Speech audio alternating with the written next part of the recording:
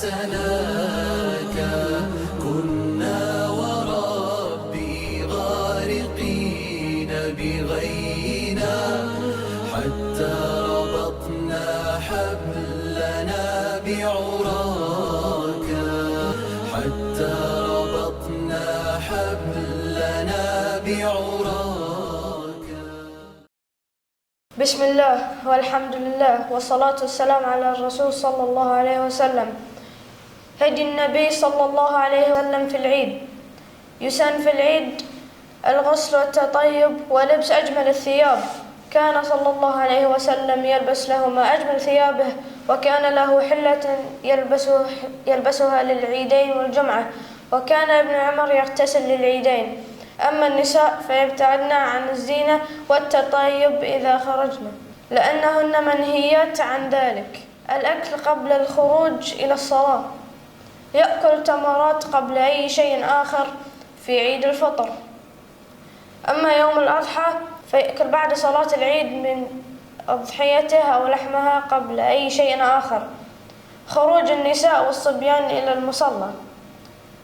الخروج إلى المصلى مشيا ومخالفة الطريق. ورد عن عثمان رضي الله عنه أنه قال: من السنة أن يخرج إلى العيد ماشيا. وعن جابر رضي الله عنه قال: كان النبي صلى الله عليه وسلم إذا كان يوم عيد خالف الطريق. ذكر الله والتكبير حتى صلاة العيد. قال تعالى: ولتكملوا العدة ولتكبروا الله على ما هداكم ولعلكم تشكرون. يكبر في عيد الفطر من غروب الشمس آخر يوم رمضان إلى صلاة العيد. وفي عيد الأضحى من فجر يوم عرفة إلى غروب شمس ثالث أيام التشريق. وصيغة الذكر: الله أكبر الله أكبر الله أكبر، لا إله إلا الله، الله أكبر الله أكبر، ولله الحمد. يرفع الصوت فيها. يستحب الاستماع لخطبة العيد. التهنئة بالعيد. فعن جبير بن نفير رضي الله عنه قال: كان أصحاب الرسول الله صلى الله عليه وسلم إذا التقوا في يوم العيد يقول بعضهم لبعض: تقبل الله منا ومنك. اللعب المباح في العيد. صلة الأرحام. ترك التخاصم والهجران، وزيارة الأقارب والأصحاب، وتفقد المساكين والأصحاب والأرامل واليتامى والفقراء.